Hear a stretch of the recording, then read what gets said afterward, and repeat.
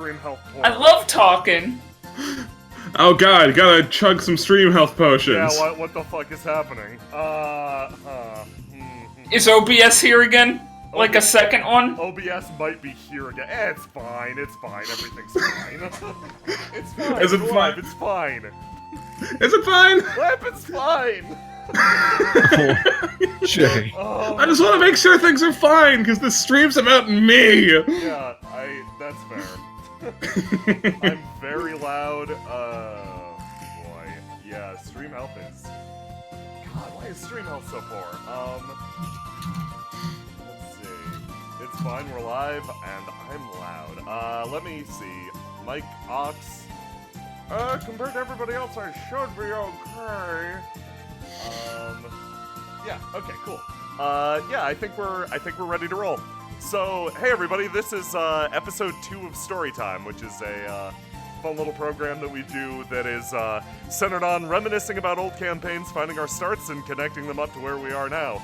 Last time we talked about early game TI, like pre-TI campaigns, and Lamp graciously listened to us the entire time that we gushed about honking dogs and other junk. Honko! And this time, Honko! she is here, along with some of her players, to tell us about her first campaign. Yes! Hello! I'm Warped Lamp, the master of Twisted, and the primary organizer of things at twitch.tv/SurpriseRoundRPG. Tell your friends. And yeah, I've got Rube and Will here with me. Some familiar faces if you've seen our channel, or if you've seen stuff on this channel, probably. Actually, Rube, not really, but we've seen Will here. Maybe one day, Jay. Yeah. One day I'll be part of your alumni. But we do also have another person here. There is another person here who's unaffiliated. It's Christian. You should definitely know him. Yeah, I'm Christian Afro. I work on Carbon Interface, run that show. Jay plays in that one. And that's on the Stabbiness channel. If you want to come check it out, it's real good. Yeah, Christian here is here to politely listen, as I was last time. This will be fun. This will be absolutely excellent. Yeah. So here, let me get you off the crawl and get you over to because Lamp has provided me graciously with art. So let me hop over to that. That's right, with a folder of old bad artwork. Why aren't you working? This doesn't seem to want to pick up my display, which it was doing 5 seconds ago. It's fine. Cursed stream, cursed life. How's everyone who's not Jay doing? I want to die. Oh my god. So, here, let me make a new sequence really quick. Why is... Oh my god, and stream's dropping too? What is wrong with me tonight? Let me just grab this, display capture.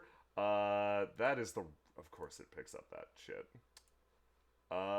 So, let me just swap everything around, because suddenly, my computer has decided to stop picking up my second display, which, Oh my god! it's just great. Like, I love it. No, everything's going awesome. So, yeah, if I've been having a day so far. The campaign that I've been working on for weeks just got corrupted, so, everything is just on. There goes GIMP. It just crashed. Hey man, do you need a hard reset? You need to take a mulligan, man. I need to take a mulligan on today. What the fuck? It doesn't rain. Jay. It pours. What the? Okay. Chat. Don't worry about it. Yeah, no, my objective for tonight is try not to cry. I'm here with my friends. I'm gonna listen to some good D&D stories. You guys are gonna see my horrible desktop for half a second. Actually, no, you're not. I'm gonna get an image waiting there first. Because Lamp has graciously provided for me all this shit. Let me see. Display capture. There we go. Okay, fantastic. And I believe everyone can actually see this one. Why is it not picking up my other display?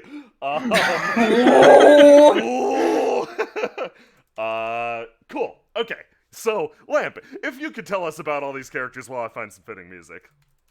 Oh, yeah, sure. All of them at once, huh? Yeah. I'm gonna need you to hit me with literally every single character here at the same time. Alright, I guess I have been practicing layering my voice 20 times over for exactly this reason. Now, so the broad synopsis here is that, this is a fun collection of characters, almost all of which were from my original game, some of which are actually from something else, but I kept them all in the same file like a jackass. This all is from my first game that I ever ran, which was called Big Trouble in Little Hilderscoff, which was a bad game. Sucked. Ran way back in 2015. Ran way back in God's unholiest of years, being 2015. Oh boy. Where do I even start with this? I guess where I'll start is the reason why I wanted to run this game was because I just became friends with some really cool guys. Their names were like Jello and like Will and like Aram and like Keen and Chula, those names. And they had a D&D game, and I got to sit in on that a couple times, and I was like, wow, this is the coolest shit in the world. And I was like, I can do that. So I was like, I'm gonna run a Pathfinder game without knowing any of the rules.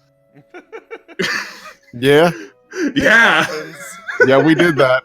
We sure did that, and we did have a grand old time for the most part. Retrospectively, I am disgusted with myself, given the series of shameful displays that I pulled.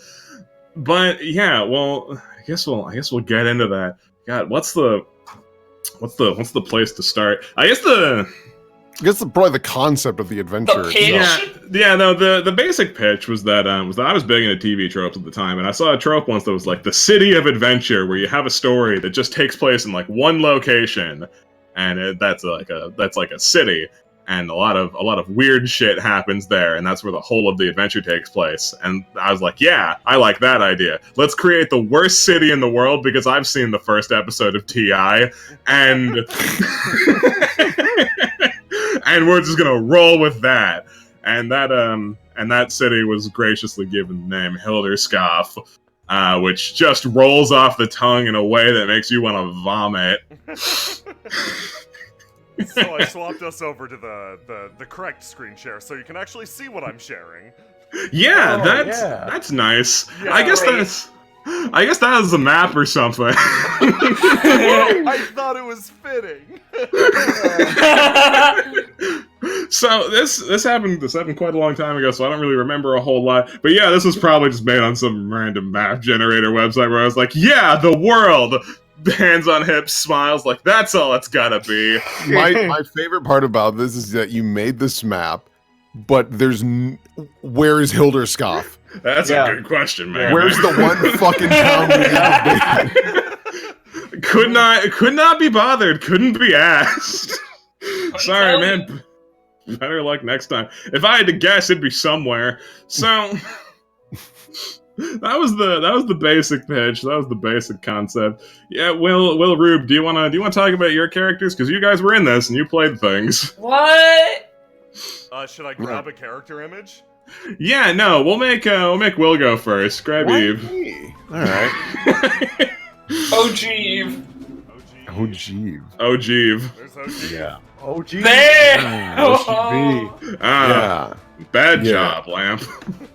No, dude, this was so hype for me. You have no idea. This was so hype because I was like, dude, she's making our characters. Yeah, no. So I played a Suli Magus, which was her name is Evelyn Demerai. That last name is probably familiar to some folks that watch Blaze in the Dark. If you don't know me too well, I recycle names that I like a lot. Sure do. Sure do. Same hat. Yeah, same hat. Put a pin in that. Add Stealth for your last name. Go on. Like it. Just do that at some point. Duly noted. I'll keep that in mind.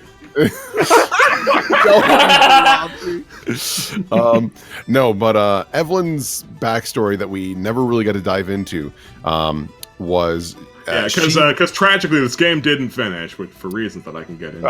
yeah, her gimmick was that Sulis.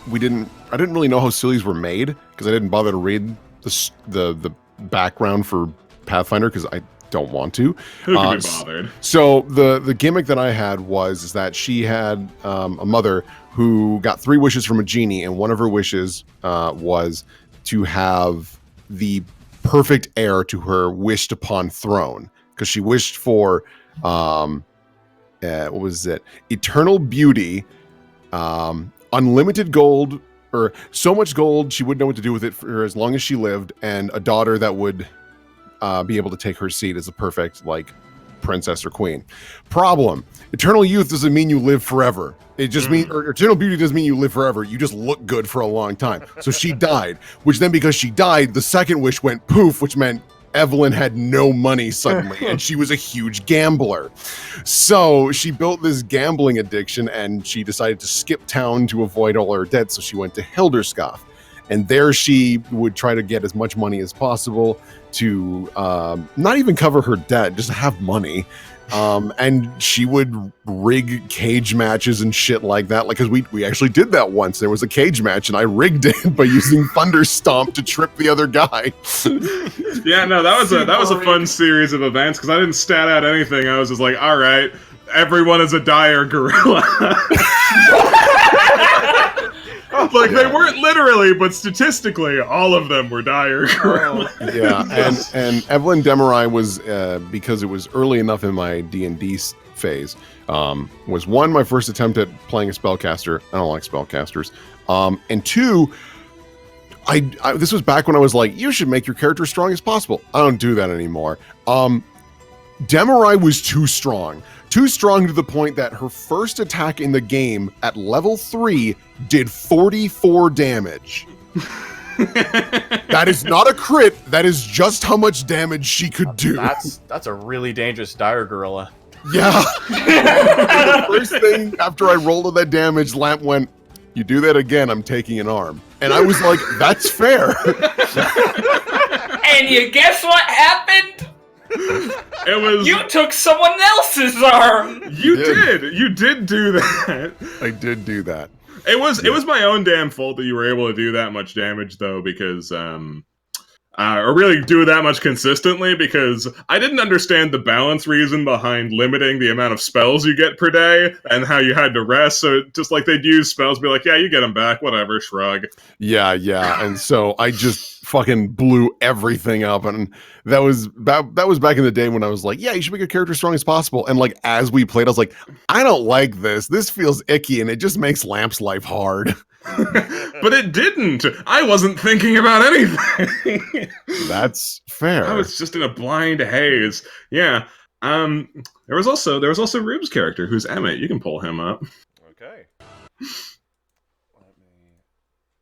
Where's my boy? I love this guy. There's my boy!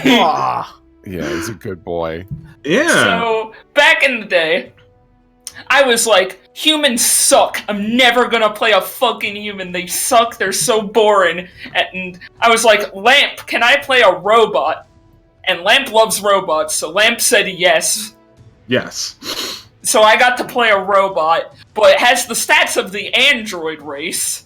Because that is a thing on the Pathfinder wiki that lets you just get that. You so, actually played an android someone has actually. Awesome. I mean, he's a robot technically, not an android, but solidarity, respect. Theoretically, someone else also played an android because his design inspiration was pretty blatantly stolen from someone on Tumblr who was like, "This is my android." Hey, we changed a lot. Yeah, no, we put a scarf and a hat on him and made him blue. Hey, he's a good boy though. He's a good boy. What was Emmett's backstory, Rube? Well, he was a wizard and he woke up in a dumpster in Hilderskoff, and that's Emmett's backstory. Because I just said, hey, Lamp, my robot has amnesia. Make the backstory yourself, and I was the like, confetti and left. And I was like, great, that sounds like a great time, and that's still how I would respond to that. Because it does sound like a great time, because it is a great time. You can just kind of write whatever the hell you want, and your player just has to live with it. Yeah, no, fucking Emmett's. I have to scratch my brain a little bit here to try and remember what plot I ended up working towards with him. Oh, I know there was another robot with a shotgun. I stole his shotgun. I was gonna be part gunslinger, I think. Ooh. Yeah, that would have been Because cool. I have an ornamental shotgun in my inventory, as well as bits of the robot that we killed. Yeah, killed. Yeah, no, that robot's in here too. He's labeled as Bishop Bot, but his name But was his name actually was PSI because his that's name was what I had. PSI. Yeah, no, he again, I was very inspired by Aram's game, and there was a shitter named Bishop in there, so I was like, oh boy, I'm gonna tweak the name a little bit so it can be the name of a robot, and yeah, that's what I did. I don't remember what his plot relevance was. I think he was just a motherfucker. No, I think the idea for Emmett was that he's got like the soul of the court wizard who got murdered the shit out of by Good King Hilderskoff, and his soul got accidentally siphoned into a robot body that was supposed to siphon someone else's soul. That was the idea. That's kind of dope. Yeah, no. And it's so a good boy. and upon seeing that the wrong soul was siphoned in the body, he was thrown into the dumpster. Oh my god, this is great. Yeah. There was a third player character. He was played by did I close the Hilderskoff file again? I'm so dumb. He was played by someone we played with a lot at the time, a guy named Austin. Not the guy named Austin we still play games with. He was a different guy named Austin. He played as in here he's Buster, that's who he was.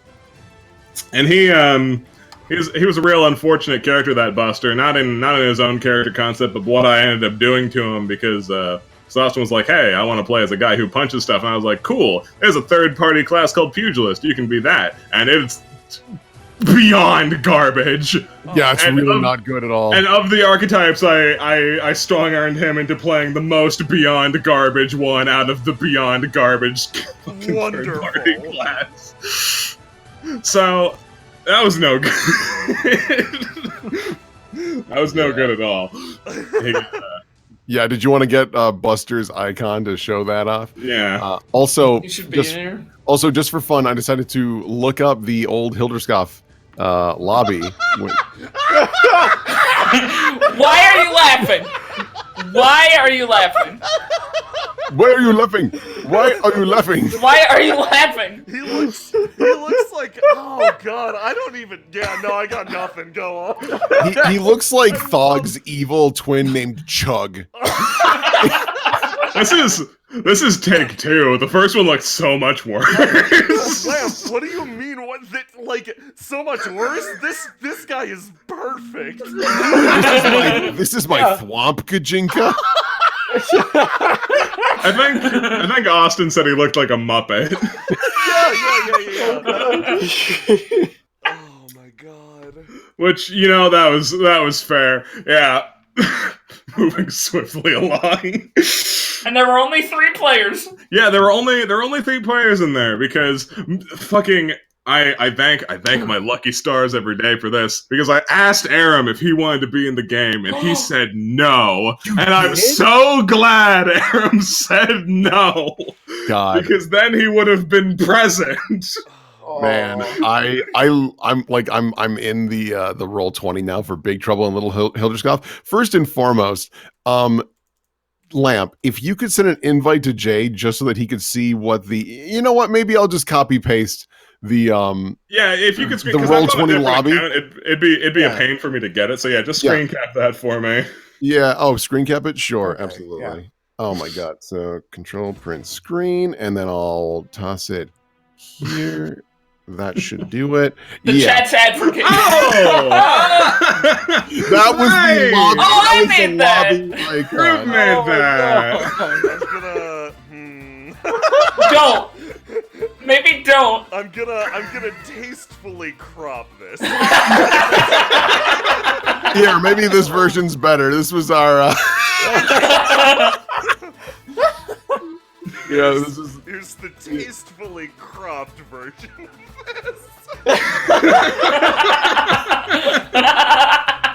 Just gonna. Oh, and of course, all of you guys can see my horrible desktop, so we gotta look at this for a sec while I get everything back. 2015, baby! Yeah, no. Yeah. Yeah, so that sure was the as you know, Roll20 lobbies have icons, and some of us are professional. Not all. Not all. So Not quick sidebar. I'd like to say that I had to show off my Firefox in order to show that, and they saw across the top my tabs, which is the Twitch screen, the phrase "Objective Survive," and then the email you sent me earlier, Lamp, which is entitled "No amount of penis enlargement." Got him again. Got me again. Just another fun, quick thing. I'm looking at the chat log. Looks like my numbers were incorrect. It was still an assload amount. It was about like 30 damage that I did with her. Yuck. But also, I forgot that Rube, you had these little macros that every time you did something with Emmett, it would go like, Emmett does this in the chat, and you have Emmett shoots their crossbow like a gangster. Oh, that's wonderful. So that's charming. Well, because when you're a wizard in Pathfinder, you spend a lot of your time shooting a crossbow. You sure Yeah. do. Yeah. fucking do. Yeah. You basically play a ranger. Yeah. Oh, Hey, yeah, so hey, I had summon spells to mitigate that. you did. And then you had Emmett trusts whoever this is completely with a -5 sense motive. So 8 someone, whiz, baby! someone in chat's commented on it. So yeah, open up Bosco because he's technically here. He never got to show up in the game, but like, Yeah. What is this fucking copyright infringement from the past? so like Will said, he likes to reuse names, and like I also like to reuse names and entire concepts, and literally Hilderscoff. It's in Make Amends. It's in Make Amends twice actually. No spoilers. Did we ever meet Bosco? Because I don't remember. No, you didn't. There's a lot of stuff in here you never got to encounter. Another thing you didn't get. Did I close it again? I'm so stupid.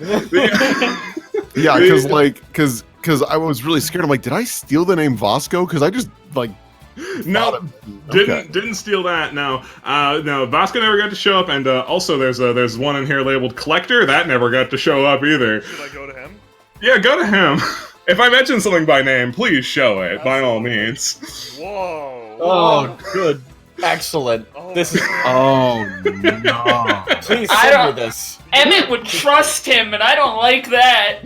So, I remember Will. I don't remember what it was that led me down this train of thought. I think Rube had something to do with it also. But you were like, yeah, no, something gold's very important. Just like, oh, okay. So I'm gonna have some extra dimensional debt collectors beat the shit out of Eve with baseball bats that make her spill her money. Oh. And there's some other thing that I don't remember the name of, but there was some like CR a million creature that's just like a ferret that eats gold. You bitch. So Jesus. he does in fact look like a California raisin or Thanos' cousin. I like being roasted by your chat.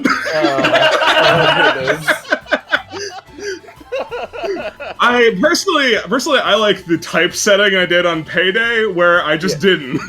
It just says it at the very end. It's Give like, a fucking shit. He didn't give a fucking shit. no one gives a shit. Good hustle on that hand though. Yeah. Like not bad. Good hustle. Good hustle. Yeah, oh boy. I'm really trying to present this as coherently as possible, but like when I look back at all of this stuff, all of these just crap memories are coming back. Yeah, open up Mad Monkey real Okay, quick. yeah. Well, I gotta say, also, as far as the presenter for this, you are fucking incredible. Thanks, man. This is something. Oh, Mad Monkey. I forgot about the Mad Monkey. Mad Monkey has to see a doctor. Someone's been in the fun dip. Yeah, those blue lips are an early sign of heart failure. So, So I just saw a Mad Monkey and I literally couldn't ignore him.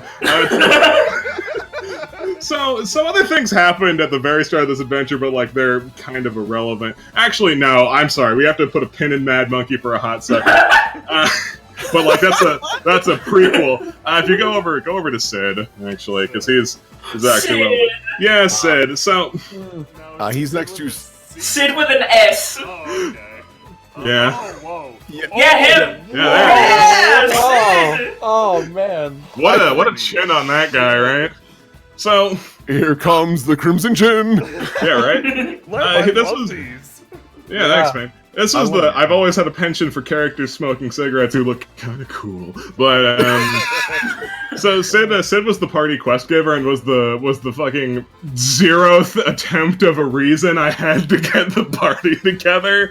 It was literally just like, hey, I currently have a problem, and I'm just going to run around Hilderskov and grab interesting-looking people to see who I can get to solve it. Yeah, you literally did that, but I loved it. I thought it was a really funny beginning of like, these guys are gonna beat me up for tutorial fight. I need to find 3 people that look neat.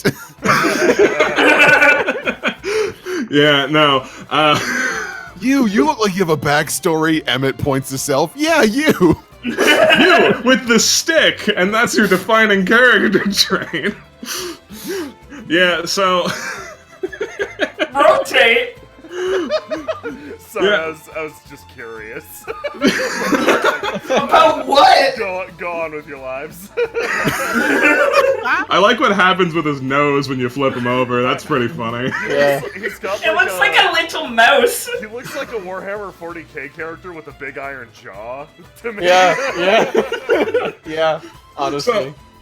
So yeah, no, you thank you for reminding me. Well, yeah, that was the opening hook. It's like, hey man, there's some rapscallions causing trouble. One of whom, can you open up Bojangles? Yes, I can. Let me. Oh yeah, Bojangles, baby. Let me right there we go. Oh my god, I love Bojangles.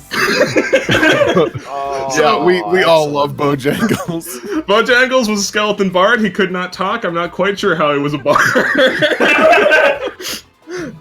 He was actually a reference to my buddy Abel because he played a bard skeleton in the game that I only heard about back in those days where you just hear about D&D and don't Yeah. play it. God, those sucked. Yeah. And he kind of had some what were retrospectively infuriating stories, but I did like the name Bojangles for a skeleton.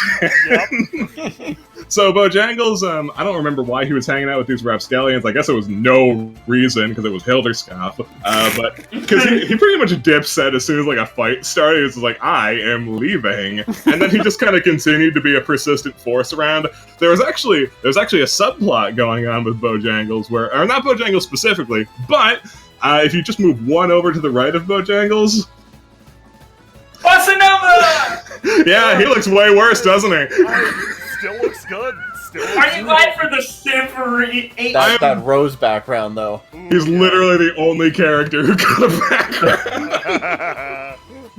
So, God, fucking ugly green hat. So, Bossa Nova was also in this game. His running plot was that he was trying to put a band together. That's great. And Bojangles was the obvious pick for his band, and the party just literally never remembered to bring it up to Bojangles when they saw him. Oh yeah. Because he showed up a few times. But like he always ran off. He did always run off. He was busy doing stuff. One of those things was freeing a lich, now that I think about it. Maybe Bojangles was evil. As you do. Can you open up the lich real quick? Yeah. Please tell me the Bojangles is coming back. Probably. It's- Oh my god, I love this. What happened to your skull, dude? On him. That's a heavy crown, man. Oh. This looks like a lich design from like the 80s or 90s, where there's still Yeah. like, there's no standardized design yet, and they're still feeling it out. It's like, Yeah. His head looks like you traced a piece of bread.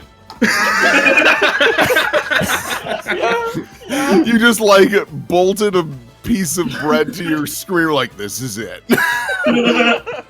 It's dawning on me now how not especially constructive this whole conversation will be. But you know what? It's chill. Jay, listen, Lamp. This is amazing memory lane, dude. Are you kidding me? I'm having so much fun. to watch. I'm having a ball, and I don't care how long this takes. I'm gonna say everything, and it's gonna be Jay's problem. So now. Now, Bojangles wasn't the only guy there. There was another person there, who is to the right of Necromancer. I don't want to say their name. Yeah, I'll go there. I like the Rocketeer's theory that is just Bojangles with a mask. Here's Necromancer. Here is... Nico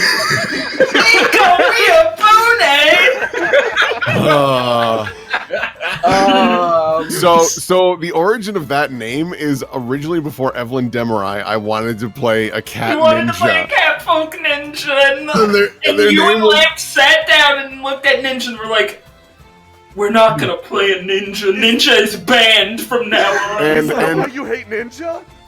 yeah.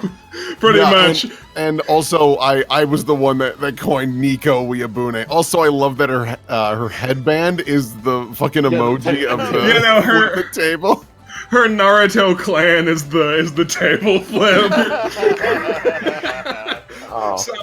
So the fun running story with Nico Weabune is that every time they encounter, and they did encounter her multiple times, they did kill her. But Cats have 9 lives. But she was being, she had 9 lives, and she was being revived by the rampant necromancer population in Hilderskov. They saw it happen once. They got to witness it. They just showed up in a building like, hey, I heard there's necromancers here, and then boom, Nico Weabune.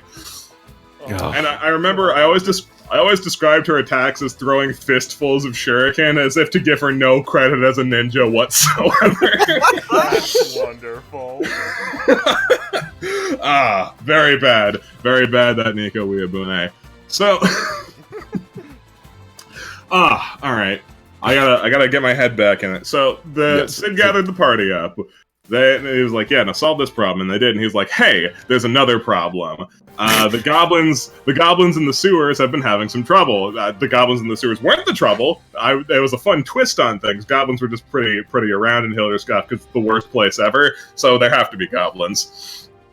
And they were currently being harassed by a druid who was just chilling out in the sewers, being a motherfucker. And her name was Talia. She's Talia. Oh yeah, Talia Ryanel. Listen out for that name; that'll come back. So, and technically, it did already come back because Talia was met with a terrible fate, wasn't she? She was just kind of trying to chill out in the sewers, do her thing, be a neutral druid, and also get rid of the goblins because they weren't supposed to be there. She was actually pretty convinced she was just out in the woods or something. She's kind of delusional. Yeah, we were like, you're in the fucking sewer, go home! And she's like, no, I'm in the forest! These are my woods. And what was Evelyn's response to this? How did Evelyn deal with Talia being in here? Evelyn cut her arm off. And then she cut her leg off also. Oh yeah! Evelyn was a bitch. No, there is like, this character has a mean disposition, and this character's a fucking psychopath. So here is my reasoning. So it's not good. One, reasoning. Talia sent Mad Monkeys on. And Yeah, was- go back to Mad Monkey. Go back to Mad Monkey. Oh, Yeah, Mad okay, Monkey. Yeah, Mad Monkey. Yeah. So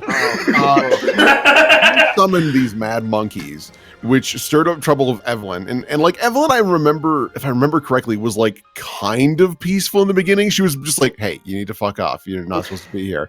And then she threw these monkeys at Evelyn. I was like, all right, I hate this. Then the monkeys literally threw shit at her. And she's like, all right, people need to start dying. Also, there were shit golems, I think. Or shit were elementals. Yeah, there were shit elementals Yeah, who were in the okay, sewer. taking whims, I'm with ya. Okay, yeah. Yeah, so Oh, I cut her arm off, and then she was trying to leave, and Evelyn's like, no. Oh, is that what the Mudmen were? Yeah. They were in the sewer. Oh, absolutely foul. No You class did this. 2015 Lamp. No class. Oh, Do I pull up the Mudman? Yeah, you can open up Mudman. While you're at it, you can scroll through those goblins that are also there because they were also a problem. Yeah, there's Oh, I love Mudman. them. Yeah. oh. They got mushroomed by Talia. There's also one goblin in particular. Oh yeah, no, there's two goblins in here. Oh. They'll have familiar names, not familiar yet, but if Aram ever gets an opportunity to talk, there's a goblin here named Hilda, and there's one named Gerard, and I'll just start so. Oh my god, So- literally Hilda Felminger. Yeah. Yeah. People who've watched Anime Campaign might know a Hilda who was a Yeah. little bit made fun of for Pathfinder rules and stuff. Yeah, no, here she's just made fun of because Will is my friend, and that's how I interact with people. Yeah, Oh. no, this character that I cherish, I was like, yeah, no, Hilda's my really cool, like, redhead lady. And you're like, haha, she's a goblin who eats poo. now, hold on. We're gonna pump the brakes there. She did not eat poo. She was the classiest of the goblins. She was in charge of the goblins. Oh, I thought you were going to say she was in charge of the poo. Now, if there was a goblin who ate poo, it would have been Gerard. Yeah, Gerard sucked. And Gerard got memed Oh, on so hard wait. the entire adventure. I cannot wait to tell you about Gerard's fate. yeah, so the reason why I was being picked on so hard for no good reason is Gerard was from another campaign that was so bad that I literally told the GM, hey, I know that our characters were leaving the inn in the morning. I don't want to play anymore. Can you say that he hung himself in his room? And the party has to find that. It's the Gerard killed himself campaign because I was like, nope. I don't want to play anymore. I dislike playing with you people. We have 6-hour sessions and accomplish literally nothing. Oh no, that's not good. No, That's it was bad. I'll tell you a 6-hour session really quick. Meet a new party member. Go to an inn. Have lunch. Get ready to leave. That was a 6-hour session. No! Yeah, No, I was it's furious. It was sounded bad. like hell. It was bad. But anyways, yeah, that's the joke between Hilda and Gerard. They were two of my first characters. Yeah, they sure and one were. of them turned out very good. Yes, not Gerard. What? If I believe Aram's set to be part of this lineup for story time, so you'll actually get info about Hilda down the line. Oh, Yeah, no, it will eventually come up. Christian, I feel like we've been talking over you, or just not acknowledging you. How are you doing, man? this is interesting. It's been interesting. This is something. I'm lacking a lot of the background, but I'm also absorbed, basically. Yeah, The background is, you know how you run something the first time you do it and you're really bad at it? Yes. That's about what we're rolling with. And that's basically all the background I really need. Yeah, so I'm glad I've gotten you caught up with the context here. All right. What happened after that? You guys went into the sewer and did fucking that. Yeah, We helped Talia out. helped. You know. You helped. gave her the business, is what you did. knuckle crack. Actually, fun bullet point about Talia. She did end up coming back as a villainous character in one of our UR games. Yeah, she was dope. Yeah, no, Talia Rhino. She was the warden of the Forlorn Hope Ultimate Correctional Facility. She was dope as hell. I loved her icon. Yeah, no, she was bitching. Civ drew it. It was tight. Yeah, Civ also drew a great Evelyn Demerai. But I think the thing that happened afterwards is we did all that, and then Sid's like, this is going to blow your fucking mind. There's another problem. And so... Oh It my was god! the cultists, right? yeah, it was And cultists. Yeah, we would It have was the necromancers with fucking Jeb, who is my favorite boy. I'm sorry, I need to pump the brakes real quick. I forgot such an important piece of Sid lore. So, this is the one thing that was intentionally bad out of everything, just so you know. So, Sid's full name is Sid Dragonblade, and I'm gonna send you the titular Dragonblade. Oh my god. Oh, yeah, I forgot about this fucking thing. No. Look, guys, it's Dragon Blade. I like that it's sword. SORD. So the idea was that like anytime anyone interacted with Sid's sword, it was just always described as like you would sooner call this a bladed club than a sword. But at the same time, Sid's the only person in universe who was ever confirmed to be able to kill a dragon. So Oh my gosh. Maybe the dragon just laughed so hard when it saw the sword, and he was just able to walk up and cut its neck, and it died. God, it looks like these two together. This image is hysterical. Oh, God. it looks like fucking Shao Tucker from Full Metal Alchemist was like, all I have is a fruit roll-up, a lawn flamingo, a ring pop, and a club. Let's do this, and fuse them all together. Where's our fan art? Don't worry, I'm making it right now. Someone It's too dumb to be a sword. Stupid. Too colorful. Mitch in chat describes it as a Kingdom Hearts Keyblade. Yeah. Very You're not generous wrong. of you. yeah, no, it was it was great. Oh god. All right. So This is So- great. this is great. This is fun. I love Memory Lane. Yeah, no, story time's good. Did I? I closed the file again. Stop being dumb. All right, so so after that, you're right. It was the necromancers or the cultists as they're called here. So yeah, bring those up, Jay, because there's some variants, there's some variations. I really like necromancers. Oh, I love them. Holy shit, great. Oh my god, they're all so I know good. Civ drew like a Oh my hot goodness. necromancer at some point. Yeah, no, she drew in Enrique, the sexy necromancer. I might still have him. These are actually incredible. Yeah, I He's- love them. Please tell me they just walked around and tried to be inconspicuous like this. Yeah, absolutely. Okay. Also, they were at a costume party. Yeah, no, it was a costume party at the time. Also, just a fun point forward note. I've never kind of moved on from how I think necromancers should look, and it is kind of like that. Here's if you can be bothered to show it, Jay. Here's like the modern fantasy campaign equivalent. Okay, I gotta show off my fan art first, though. Oh, okay. Oh, thank you, Jay. Oh god. You did it. So, yeah, Oh my, I love it. here's the modern fantasy. Oh, whoa, this is fucking great. Yeah. Yeah, no. Yeah.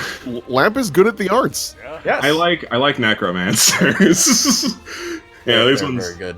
These ones were zombies, but you can see that the core concept is in fact still the same. Yeah, it was important to me that When are we gonna see one of them in a sun hat?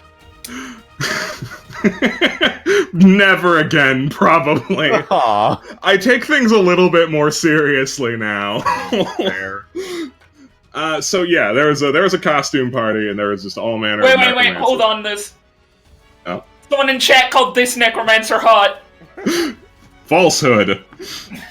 Alright, keep going. Okay. So they went to go clear out these necromancers, and they had a nice +1 with them, who was one Jebediah Moonflower. Oh my god. Jeb. Jeb. Jeb, Jeb. Get him. Jeb! Ugh. Jeb. Oh. So you ever Yes. watch Yawamushi Pedal? Oh my god. I He's haven't, literally- but I'm familiar Me and with Lamp the really characters. liked a certain character from Yawamushi Pedal, and we were having a think piece one night of just making a Pathfinder character together. And we made Jeb. We did in fact make Jeb, and fun bullet point note: Jeb was in fact the first character I ever played in anything. Really? Yeah, no, I played him in a 5e game. He made mincemeat out of an orc, and I basically stole the entire campaign because I was the only one who role played. Oh, Oh. damn. That was, Oh. oh, Dragon. God, Dragon. Okay. Dragon! Oh. So I love Jeb's lore because the idea was that he had this power where he could turn into a dragon, and it was fucking tight. And the idea was that his backstory was that he was He's He was- 1/4 elf. Yeah, no, he's like 1/4 elf. And that one quarter, who was his like great grandmother or whatever, was like, "Hey, Yes, I'm Grandma. evil and worship a plague dragon of death and corruption. I'm gonna put its soul into my grandson." And Jeb, it was very fortunate that it was put into him because he was going to be born as like the most like kind, pure, saintly kind of person that he could possibly be. And then he had an evil dragon soul put in him. So he's still an upstanding guy. He's just extremely rude. Yeah. That's as far as it affected him. Also, he's always got like a smoke trail pouring out of his mouth. And yeah, they picked him up to help him clear out some necromancers. Now, And also Nico Weabune, as I mentioned before. now, do you remember that we made a friend in the cultist house? Oh, I do remember. You made a friend in the cultist house. Their title is Spook in here. I do remember what we ended up calling him in the game, though. Which you picked up. You picked up a ghost in the basement who was definitely a ghost. I love this. Yeah, definitely someone who got murdered. But you ended up calling him Axie because I guess you thought he reminded you of an axolotl or something. Yeah, Evelyn Demarai was like crawling around the basement, and this guy was like, "Hey," I'm like, "Oh shit, hey, what's up?" He's like, "Nothing." I'm like, "Cool, you want to hang out?" "Yeah, all right." And he's like floating around with me, and I had this like ghost familiar, and I called him Axie, short for axolotl. Yeah, it's pretty cool, because the nicest thing about him was I decided, through raw D20 roll, obviously, how good he is at possession, and when you do things like that, you're kind of asking for God to spit in your face. Yeah. So he did in fact excel at possession. He was great. We like constantly had like a fifth party member. Because he's just like, yeah, he's like, "I'll just possess this really strong guy in the back. Okay, now I'm the new barbarian for the rest of this fight." And it's like, "Yeah, Axie." That's great. Yeah, no, he was pretty all right. So through the power of Axie and like teamwork or whatever, and have bad understanding of Pathfinder rules, I really feel like I haven't stressed that enough at this point. I had literally no idea what I was doing at any point. Like when in doubt, I was like, "Let's roll a d20 about it." If there's one thing I learned, not knowing what you're doing can make for some really fun games. Yeah, And it sounds like this was a really fun game. It was pretty. that level I had of fun. fuck, it's great. No, there was an extreme level of fuck, and it's very reflective of who I was at the time. That's super good. Lamp, can I use Axie's icon for something? Always. It's nice. I won't lie, Lamp. Like after we played Hilderskoff and like well before I started running Ebon Ward, I was definitely thinking of playing or like running a somewhat long runner jokey campaign where all it was like nothing serious. We just make fun of like tropes and shit like that in fantasy because of Hilderskoff because it was just so funny. we did have a pretty good time. All right. So you went through the necromancer place. Oh yeah, I remember now. And at the roof you found John. Yeah, Jonathan Moonflower. Oh, Jeb's brother. Jeb's brother, Jonathan Moonflower, shortened to John for the sake of being as undramatic as possible. Oh goodness. I like how no. evil he is, and it's just John. No, look, John. it's fun. It's fun juxtaposition. Also, nice Millennium Eye on your forehead, jackwagon. Yeah. Hey, how do you design a character? Beats me. Let's draw some fucking lines on it and put an eyeball No somewhere. joke, I like it. Yeah, Millennium John. Millennium John. Like the hair and the glasses make him look like a complete tool, but I like the rest. Rube drew a picture of John at some point. I forgot what John looked like, so I didn't make him look like this. He looked kind of Disney princess, and I was a big fan of it. Do I have? Oh, I do have him. No! Old art! No! Hey, I'm putting myself on blast here, so you know. Hit me with Yeah, here he is. Oh shit. Oh goodness. I remembered the core of what he looked like, but not... Handsome. He looks like Daredevil out of costume if he was like, "Yeah, I'm a cultist now." Oh. And Hell's and Kitchen, more like hell. And he's like, Ghost Rider, you're here? Oh, shit, buddy. Dude, nice. Oh, This is like, yeah, no, this is before he went to law school. This was him during the LARPing days. yeah, there you go. Yeah, I like how you bring up law school because he was very evil. I don't remember. He was the lawful good to Jib's, or no, he was the lawful evil to Jib's chaotic good. Yeah, no, they were like fun opposites or whatever. Yeah, they were fun opposites or whatever. Haha, Who smoke. the fuck cares? Haha, smokes. No, more importantly though, John was there, but he summoned his own boss there, which is Meat Man. Meat Man? Can you collect Meat Man? Can you please collect some meat? Didn't Meat Man, like, beat the shit out of us? Yeah, no, Oh, God. Meat Man beat the ever-loving shit out of you. He was also probably a dire gorilla.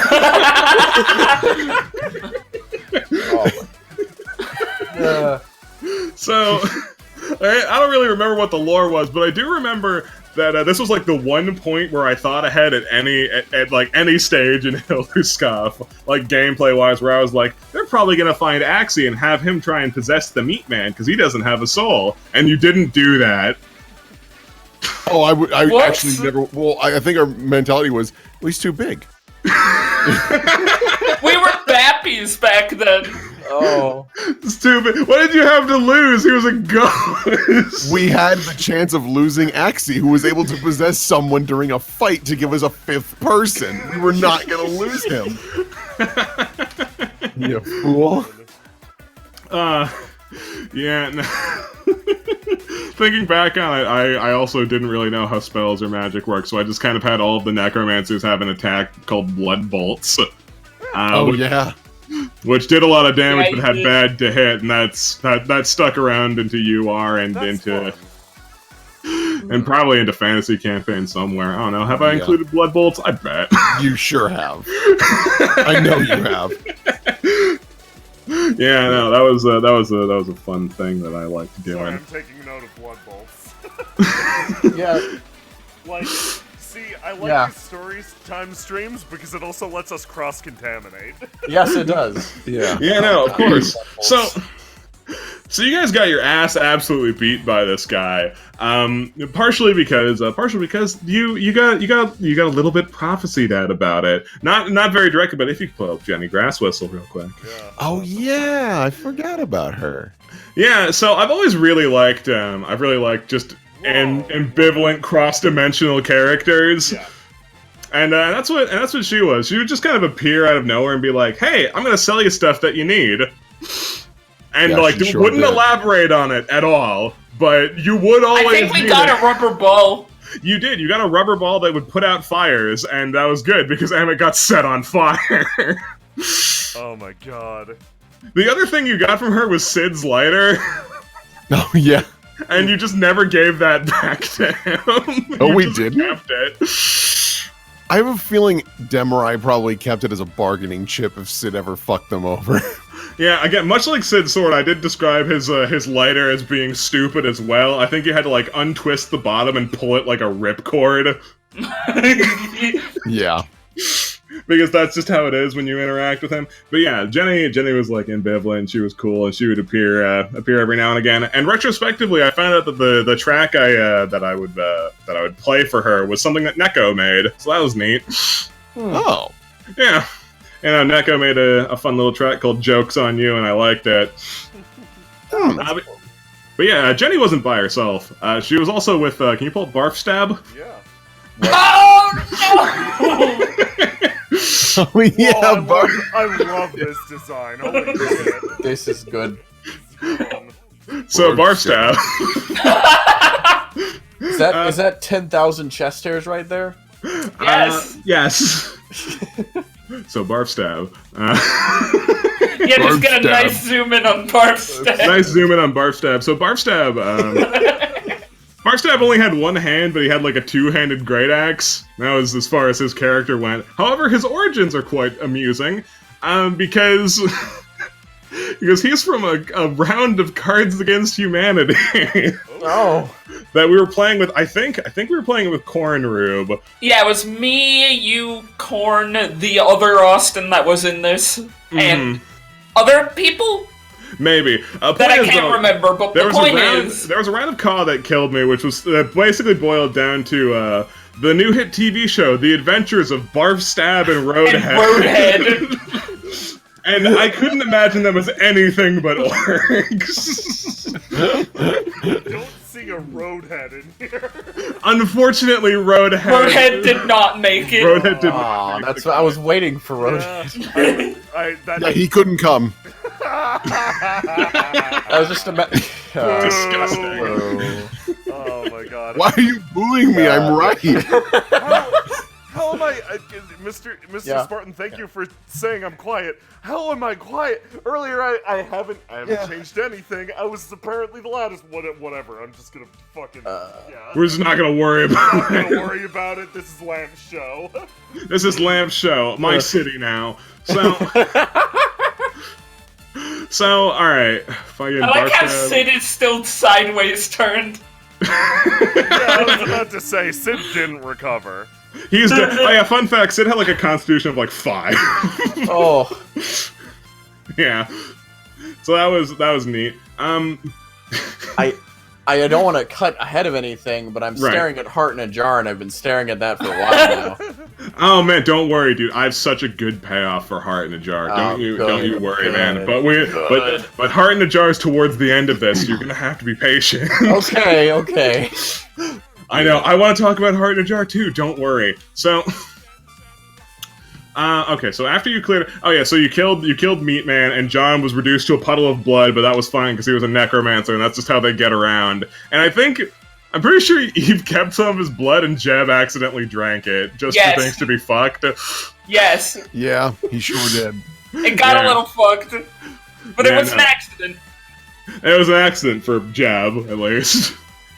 But that was okay. So what happened after that? Was it Clock Dimension or was it fucking It was Clock Dimension because the Yeah, I'm last pretty thing sure it was Clock Mimics. Dimension. Yeah, 'cause the last thing was Mimics. So yeah, it's Clock. I'm asking if it was Clock Dimension or if it was the fighting ring. No, I think it was Clock Dimension, then Fighting Ring, then Mimics. Okay. I Yeah. like how you're describing it as Mimics, and that wasn't the main event, although if we're being honest with ourselves, that was the main event. So Because you scarred us for life, and now that's the only thing I can think about when there's a room with not a lot in it, and guess what? Every time, it's the fucking Mimics! But no we'll spoilers. get to it. So Clock Dimension. So okay, so I think the lead into this particular bit was that Emmett was trying to learn like anything about himself. So you found the guy. His name was fuck. He's in here somewhere. Crap. Lewis. He was like a gnome, right? He was like a gnome. I remember what his last name is, which is like Mossbottom. Oh yeah, Tick Mossbottom. That was him. Yeah. Yeah, it was Tick. Fun fact about Lamp: Tick is my default gnome name. Oh, So. I love this design. Thanks. So that was the guy who he made Emmett's body and it got soul siphoned and the wrong thing happened. He wasn't psyched about that. Emmett came knocking on his door and he played super coy about it. It's like, yeah, no, I have no fucking idea about what's going on with you because he was still And really Emmett bitter has about it. negative 5 cents motive, so like... So like he could just lie and get away with it. But he And was Buster and Evelyn were bad friends, so like, yeah, no, They were! Sure were. So he was like, but hey, if you could you like do me a favor or something, there's like a competing blacksmith who owes me some money. Can you go check that out? And they were like, yeah, sure. And then they entered the Clock Dimension because they went to her house and there's just like a single lever in the middle of the room, and you pull the lever and you're transported to the Clock Dimension. Because that's how you run a D&D game. It's a method, yeah. hey man, if it works. If it works, man. Oh, shoot, wait, slam the brake, pump the brakes. Before we go into Clock Dimension, can you open up Squid? Yeah, I'd like to alert you to the fact that you have fan art of Hilder Scuff, so that's Awesome. what Yeah. I look forward to. Yeah, Squid, he's next to Talia. Oh, okay. Just squid. Oh, what the fuck? That's Squid. That's Squid. Oh, Not Squid. liking the nibs. Wait, we're not to the fighting ring yet. No, he wasn't in the fighting ring, but and he also showed up before that. This is really yeah. important because he didn't end up being plot important, but I wanted him to. This is Squid. Here's a reference to what was it, a green text story? It was something. Something. It was I like don't think it was a screen text. I think it was on forums, but it. it was some forum story. It's a reference to some forum story that some guy had where he was like doing like a D&D RP thing on like the biggest edgelord server, and he ends up overcoming great odds. Legend of Eduardo or something? Legend of Eduardo, Legend that's of the Eduardo. one. That's oh god, I'm oh that oh Yes, Oh. Squid! Was that a deep cut for you, Christian? yes, that was Oh my god, Christian, aren't you a supplier of one of the green text, big stories? not really. Okay. Yeah. But, But still, yeah, that's a big one. Yeah, no, sorry, that's Yeah. a preview for Christian's eventual thing, Yeah. I guess. You know, if you've never read through the Legend of Eduardo, give it a read. If you wanna read his tale of The Eduardo Ballad of being- Eduardo, excuse me. Ballad Ballad of Eduardo, yeah. Yeah, but overcoming great odds with the power of being a hot-blooded protagonist. Yeah, Squid was a side character there. He was a man with a squid for a head, and he had elemental punches. That's great. Yeah, and that's pretty much what he was here, and I just wanted to include him. Alright, moving on. Buster and him made friends.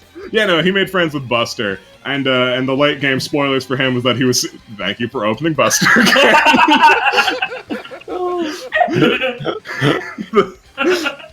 Whatever I was saying is irrelevant. No, you didn't know the late game spoiler for Squid. Oh, the late game spoiler for Squid was that he was secretly working for Good King Hilderscoff all along and was like an evil bad man or whatever. Oh, okay. Oh. Alright, we're right, Clock Dimension. So Clock Dimension. There's a couple things in here labeled tickers. Those are the enemies in Clock Oh my Dimension. god, they're I great. tamed one. Oh. Yeah, you tamed one. Oh, those are cool. They are. I do really like the one with like the pendulum punchy arm and like the gun. These are really cool Pokemon, Lamp. Yeah, thanks, man. Yeah, Yeah, no, that's this the- one's my favorite. I just love clock with fists. Yeah. You know what time it is, bitch? It's time for you Time to to catch punch these in. hands. Yeah. Oh, Time to punch out. I'm gonna clock ya. Like there's so, ring a ding ding. there's All right. so many puns. Holy shit. Yeah, no, Clock Dimension was that was a good bit of inspiration. I won't lie, I liked it. So those are the major enemies in there. And, I tamed they're- one by rolling a 20 on linguistics binary because I'm a robot. You are in fact a robot, That and you, tracks. And I made- got binary as a third language, I think, from it because I didn't know how language worked in Pathfinder, and I was a wizard with int, so I was supposed to have like 50. Who cares? Who cares? Not you. So. Yeah, so the tickers were there, and there was some stuff that happened in there. I don't remember the context, but Gerard followed you in there, and I think you sold him into slavery. Yeah, we sold Gerard into slavery. We Yeah, we super sure did. Yeah, That, of Crocodile. to be fair, his life in there is way better than his life out there. Oh, absolutely, because he was just getting like memed on by everything. Well, should we show off the ankle biter first? Because those were. Oh yeah, crocodiles. yeah. Show off the Oh, we ankle tamed biter one of first. those too. Yeah, there was also an ankle biter. Oh. Oh. Yeah, That's they were nice. They were a precursor to Crocodile. Oh. boy.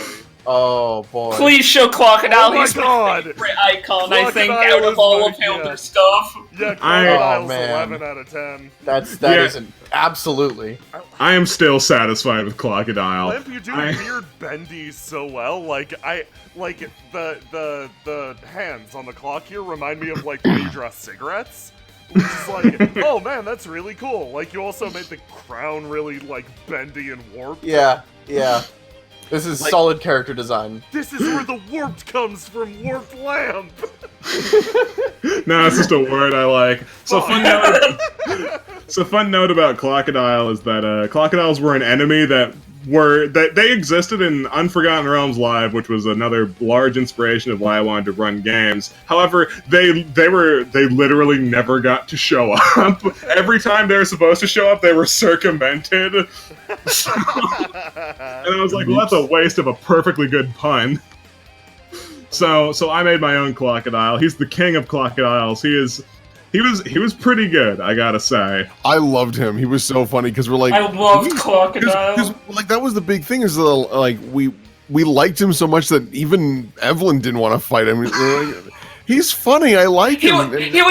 His big thing was, for you to get past, you need to give me offerings. You know, you gotta give him a gift. And Evelyn gave him Oh yeah, that's right. You one while gambling that we couldn't identify, and it was a ring of jumping. No, what it was, you got that ring. You might have got it from like a peddler or something, and you handed it to him, and because he couldn't identify it, he was like, a ring of +10 acrobatics. And then he started just jumping around. Yep, and then I was pissed, and I was like, well, we need more information. Hey, take Gerard, and... You just sold him Gerard. Which, by the way, you spelled Gerard now wrong, so it's just Jared. Yeah, I know. 'Cause I noticed there's a Clockwork Gerard. Yeah, no, that was going to be the next time Gerard showed up. Oh, we didn't get to see that. You didn't. There is a Clockwork Gerard, because like he would have gotten booted out of there. The first time he booted out, he had a fedora. Oh yeah, fucking new Gerard. I forgot he had a fedora. That might have been why he was sold into slavery. I think that was why he was sold into slavery. It was absolutely the reason, was because he like showed it, was like, hey, what's up, Toots? Hey, I'm cool, Gerard. Yeah, he's like, what's up, Toots? And everyone's like, I don't know when or how, but you will disappear. Yeah, no, increasingly bad things were just gonna keep happening to Gerard. He was gonna get a new outfit every time. Yeah. The single band on that headband, like, looks like it's an eye tracker. Like like the fucking Gundam eye tracker. Yeah. Hold on, let me grab this. This is important. Let me, come on. Open. Another fun fact about the offerings, Jeb offered him bread and rolled a nat 20, so he just had really nice bread. Yeah, no, Hilderskopf has the best bread in the world. Also, there was some weird Hilderskopf lore that I was just kind of making up on the fly, like horses just weren't allowed in Lower Hilderskopf due to unnamed reasons. I don't remember why. God, it is the eye. Pinkish glow. Shit, you right. Also, Hilderskopf was like a tourist trap before it became shitty, so it's just full of products that ham-fistedly stick the name Hilderskopf in there, like Hilderscoffy, and Will in his UR game he put in Hilderscotch. Yeah. Yep. And I ran a fantasy campaign in a mansion, and there was a beer demon who, if you gave him Hilderscotch, he would leave you alone. You didn't do that. Instead, killed him. And then traumatized, what was his name? Shit. Todd? What'd you do with that pickle, Todd? Yeah, what'd you do with that pickle, Todd? That's a different story. Oh, God. Oh, yeah, that's something that you could talk about, Will, with that game, because that was pretty fun. Yeah. That might just come up when we talk about UR, though. I want to do this forever, man. Unfortunately, I don't have forever's worth of games to talk about, but I still have this one. Back on track. Laser focus. Okay. Fuck it, where was I? Right. we left the crocodile dimension. Yeah, no, you left we didn't leave. Well, we had a fight to do, a boss fight, not with Crocodile. We didn't fight him because we liked him. Oh, what did you fight? I do not remember. The other blacksmith, the girl. Right. Yeah, pulling Bronze Monster. That's right. Wow, I don't remember this at all. Crocodile was like my focus. Yeah, no, same. No, I remember this because this is when my robot... Yeah, no, that's when PSI showed up. Yeah, no, she was just the other blacksmith. She turned her house into a portal to the Clockwork Dimension so she could become a robot or something. What the fuck ever? Dude, We Hilda made Scott. Crocodile fight against her. Yeah, no, Crocodile had this really nice The time. Crocodile was like, oh no. Yeah, no, he had this neat time stop power with his grandfather clock staff that, like, it was pretty cool, and that was definitely intended for Emmett, but then Crocodile was excellent. No one wanted to kill him. Yeah, my favorite part about this is we showed off like 3-4 other characters after Crocodile, and yet we are still talking about Crocodile. Yeah. Crocodile never We ate, love dude. Crocodile, okay? Lamp, do you remember his voice at all? I remember it was like his best part about him. I He was literally very don't. regal. He was like super real. He was like, oh, hello. That part is just not in my memory at all. Damn. Oh, it's a shame. Yeah, sorry, I'm amazed I've remembered as much about this. Yeah, so How many years ago again, was this again? this was in 2015, so Shit, Yeah. only 4 years? Yeah. Fuck. Yeah. yeah. Like early 2015. Yeah. So yeah, there was that. Then it was Fighting Ring. Yeah. Yeah, then we went to the fighting ring, and that's Yeah, where, no. So that I had a plan for that session, but I think Buster was like, "Hey, I want to punch some people," and I was like, "Yeah, sure, whatever." And I made some miscellaneous people who could just be punched in the face. So actually, no. Quick bullet point: can you just open up the rat summon and the octopus summon real quick? Because like those were Emmett's go-to summons, and like we may as well. Oh my god. Yeah, this was Ah. the rat named Lucy, short for Lucifer. Were they like holy aligned or something? Yeah, because the thing with summon monsters that you can give it either the celestial or fiendish template, Yeah. and I was like, Emmett is a good boy. His summons are celestial only. Yeah, so you got a holy rat and a holy octopus. I love this octopus. I had a really good grapple check. That is a very good octopus. Excellent octopus. that Yeah. octopus can see time. I mean, you could too. You were in the clock dimension. We were. So yeah, no, you opened her up on accident. But yeah, I think Oh, if you summon the octopus in the clock dimension, does it become a cloctopus? yes. Ah, That's good. We missed an opportunity. Christian, you would have been very good at making UR monsters because that was just the basis of all of it. Was just no, Oh, like no. literally, like there were like deer kangaroo hybrids called buckaroos. There were fucking. Oh. There were like cleavers, which were like dire beavers. Oh my! That is Yeah, I incredible, remember the yeah. cleavers because like you were mentioning cleavers, and my character was like, "Don't you know what cleavers do? They're big beavers with massive blades, and they just push trees. They don't even cut them; they just push them." That's another UR story though. God, they really want to bleed in here though. So Fighting Ring. I think the first round was I creatively named his tile Dwarf. So can you Yeah. open up Dwarf? Yeah, the only dwarf in all of Hilder Scoff, most likely. That's Dwarf. This almost looks racist. This is dwarf. Dwarf was drunk. That's it. Dwarf was the first fighter, and like I said before, the throwback is that they were all just dire animals. It was a dire gorilla. It was Dwarf. Jesus. And then I need to look. What was round 2? It was probably something. Who remembers? Point is, last round was Python, I think is what her name was. Is she in here? Element. Yeah, next to the rat summon. Yeah, no, she's next to the rat summon. Yeah, that's Python. Whoa. Yeah, Python was cool, and that's a name I'm definitely gonna reuse. Yeah. Yeah, no, she just kicked the shit out of stuff. She was a dire liar.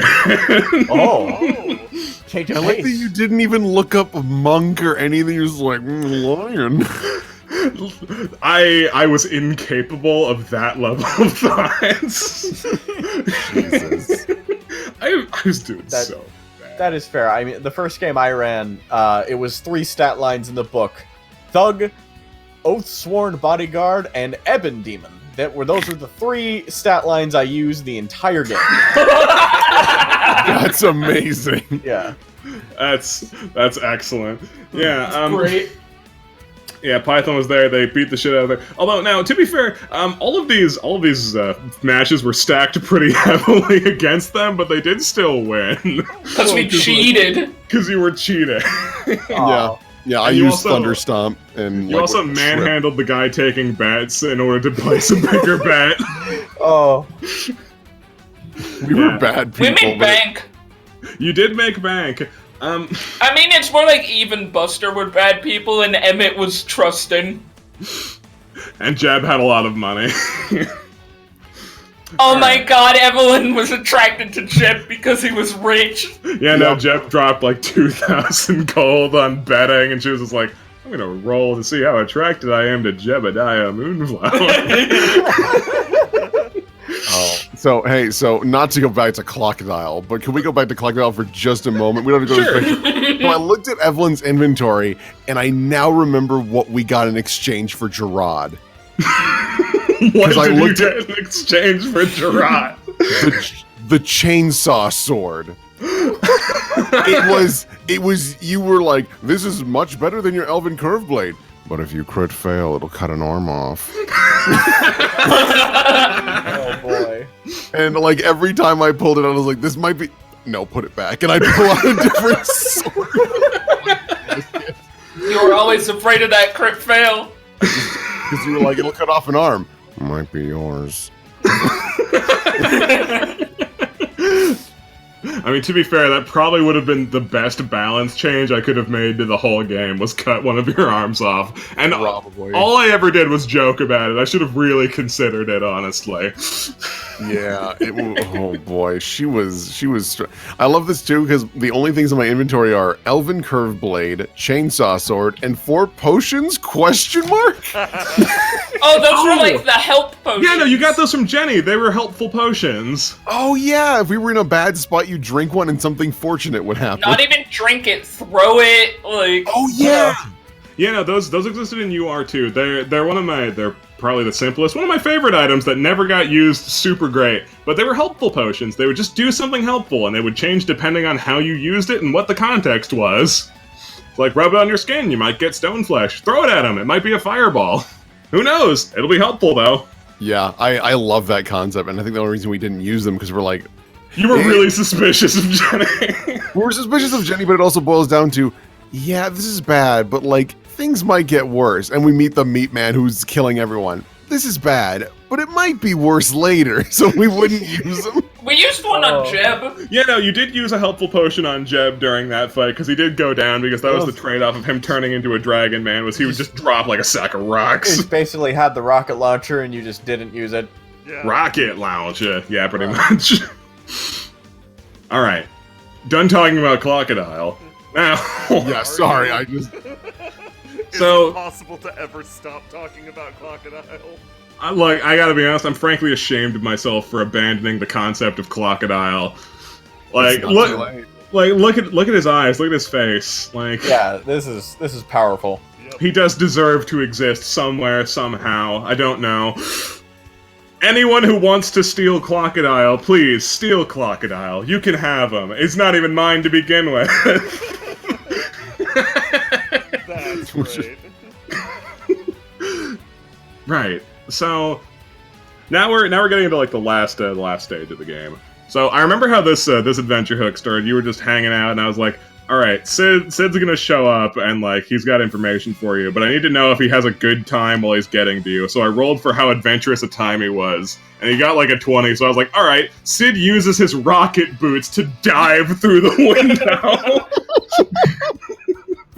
Oh, It God. lands dramatically, and it looks like something imminently important's happening, but no, it's literally just like, hey, I got information again. Wait, just real quick, that reminded me. One of the pitches for finding Buster at the fighting alley was, hey, Jebediah and Emmett, you find a letter addressed to Buster. You should bring this to them. And Jebediah rolled a 1 on getting around in his own goddamn hometown. So I rolled a 20, so I was So you just had a guiding GPS. Jeff around. So I just noticed something, and if I'm remembering this correctly, if I'm wrong, correct me. The character Peddler, one of Evelyn's backstory things was she was trying to find the lamp that contained what is essentially her father that gave the wishes to her mom. Mhm. And if I'm not mistaken, the Peddler was one of the first people you had Evelyn ever meet, and if I talked to him correctly, he has the fucking lamp. You just didn't ask about it. Which retrospectively, retrospectively, why would you? But like at the time, I was like, why wouldn't you? God, I was so mad when you told me that. I'm like, why would you do that? Like, what benefit do you have besides being rude? Being bad at storytelling. It probably seemed like a really good idea at the time.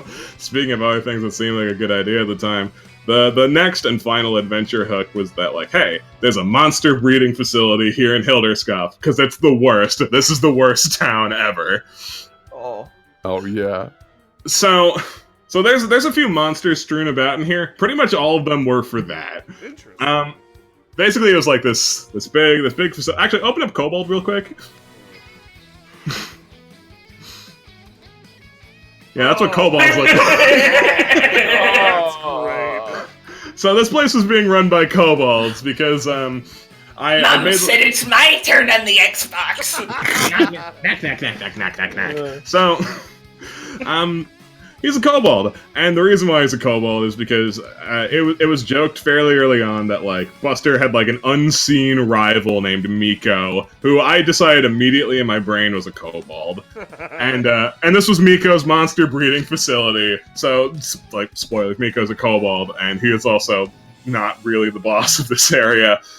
So there was a lot of rooms that they went through, but I believe one of the first of which was the room with the heart in a jar. Ooh, yeah. So I don't remember this at all. No, This I was- think Oh, this, boy, I think we're this here. was one of the last rooms, I thought. no, it wasn't I one thought of the we last swooped rooms. by it on the end bit. You might have been the end, but like point is, for Christian's sake, I'll talk about it now. Thank you. So there was a room. There's a room with a heart in a jar in it, and this is the thing that Buster primarily engaged with. Because I looked through like the monster manual. I saw there was like a brain in a jar in there somewhere. I was like, okay, I'm clever. False. So I put a heart in the jar, and Buster passed by this room, and like it beckoned to him. It called to him. It was like, oh god, and it like really wanted to be in his possession. And he was like repeatedly like being driven towards this thing. Eventually, he was like, all right, fuck it. And he went in and he picked it up. And nothing happened. All it wants was just to be in someone else's inventory. That's it. Oh, that's good. Yeah, no, it wasn't malicious. It was just a heart in a jar. That's awesome. Yeah. Jesus. So there was that, and there was a bunch of other rooms that had monsters in it. One of them, I after a certain point, I realized that this was a really bad idea because I didn't know anything about stat blocks or combat balance. I was like, I'm just gonna make these rooms locked and not appealing. But they brute forced their way through the door that had the Zorn on the other side, which starts with an X, X-O-R-N. Yeah, that thing. Oh yeah, the Zorn. Oh, that's a nice Zorn. Thanks, man. These things are rude, and I think they burrow through the ground or whatever, so they opened the door and there was an immediate problem. So it kind of triggered a mad dash to try and figure out where the plot was at, and they were sprinting down the halls, throwing kobolds into this thing's mouth to try and slow it down. Doing a pretty good job. Fun. Yeah, because the kobolds were just worthless, absolutely worthless enemies. We're not even shit mobs. Yeah, they were mad dashing. I think they also dropped by the beholder room, which had beholders plural in it. That was no good. Did we? You did. You poked your head in and went nope. Yeah, we poked our head in, went no, and closed it, and that wasn't a problem. Oh my And it God, was- that's great. It wasn't a problem. Yeah, I think you eventually threw enough kobolds in it to satisfy it, and it fucked off. And then you got into the room that you all remember. Well, Well, actually, before you went into the room, you all remember. I think you opened up a door and it's like, hey, a gelatinous cube has spilled. And Yeah, then we close yeah, that and- door. And I was the only one that could walk through it because the Sully is bullshit. Yeah, no, you had a little bit of acid resist. Oh, you guys used me as a raft. Yeah, they sure did. Yeah. Yeah, you went through that room. Fucking whatever. There was no treasure. This was a really good dungeon that had no treasure in it. It was great. But What are you, 5e dungeons? I'm a module dungeon just in general. But then they got to the room they all remembered, which is the room that was made of mimics. Oh my god. Yeah, the whole thing is made A of dumb mimics. concept room made of mimics. I love Oh, that. excellent. Yeah. So There's Chesty. That's the basic. That's, yeah, that's the classic mimic. Please look at Cup Mimic. Please yeah. Please Then look at Cup we Mimic. have Cup Mimic. He's a little bit more obscure. That's a jackass. Yeah, he bites your fingers off. What a piece of shit. And like, Mhm. oh man, and when you try to drink, you just tongue Ah! bad. He's got a mouthful of Kissy, tongue. kissy. Then the second dumbest mimic is after this one, which is bunk bed mimic. The thing is, that would barely trap anyone because everyone calls top bunk. And then there was another It bites losers. another mimic which I didn't make a token for was coffee pot mimic. And the Oh. reason why I didn't make a token for coffee pot mimic was as soon as combat was started, which I think was caused by bed mimic of all things. Because, oh yeah, I remember what happened. You saw the treasure chest, and I was like, yeah, no, it's got a shit ton of gold in it. And you were like, I'm not gonna engage with that. Very smartly. And then, like, Buster interacted with this at all. It's just like, surprise! The pen was a mimic! Yeah, Emmett. A thing about Emmett was that he had a bonkers perception, but the drawback was he had to roll a wisdom check to tell other people what he saw. Because he assumed it was common knowledge. He was like, of course, everybody knows that's a mimic. Oh. We've all noticed, and they We've didn't. all noticed this. No. So, fight started, Coffee Pot Mimic came to life, and it immediately hopped off the counter, shattered, and died. And that has been a running theme every time I've done Mimic Room. Majin even included it, too, because he did a fantasy- rehash of one of one of the UR things that had the Mimic Room in it. And, So there is one recording of a Mimic Room. yeah, no, that was generally, the one I did in UR was so much meaner. There are so many more. But, yeah, no, that room was fucking stupid. Oh, Buster tripped this bed. Yeah, no, Buster did in fact trip the bed. I do remember that. He got a nat 20 because you were like, yeah, sure, try and trip the fucking bed. Yeah, no, mimics can't be tripped, but like, yeah, he tripped the bed. Yeah. You invited disaster by saying you can't do that. Yeah. Yeah, no, and then I think they didn't even kill all the mimics. They just fucked off because, like, Why would Like, you? We I think had that- to. tell a lie. Was the door a mimic? Probably. I think the second Mimic Room you did was a Mimic, not this one. I think. I cannot remember. I know you pulled it, though, I'm pretty sure. I feel like it might have been this first one, but it must not have been very memorable. But yeah, that happened. That happened, and everyone was like, well, that was weird. And I think Buster kept one of the mimics because he wanted to keep it as a pet, because everyone else had pets and he wanted one. Yeah. Yeah, literally everyone but Buster had pets. Or two. No, I think Buster managed to, I think the ankle biter was his friend. Yeah, I think the ankle biter was his. Yeah. Yeah, so... so after that they got to the boss room, the confrontation room, which had Miko, and it also had the guy cleverly named Monster Poacher. Next to Mimic and Mudman. Oh, okay. Yeah. Okay. Goodness. Hey, how do you design a character? Scars, right?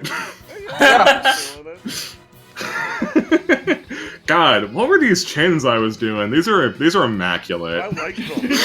No joke, I Yeah. love Can we go back to that time? I traded out my chin tech for my everything else tech. Oh man, chat loves the mimic room. Yeah, I the Mimic Room's bet, great. dude. I love the Mimic Room. Oh, could here's a free idea, don't use it on me.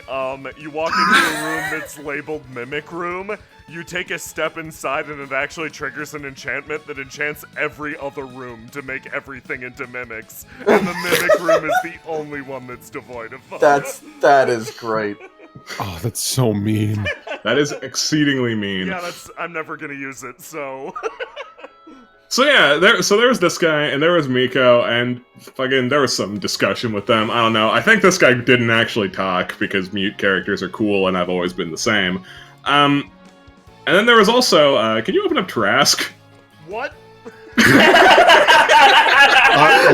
want to remind you, we were level 4. It was a baby.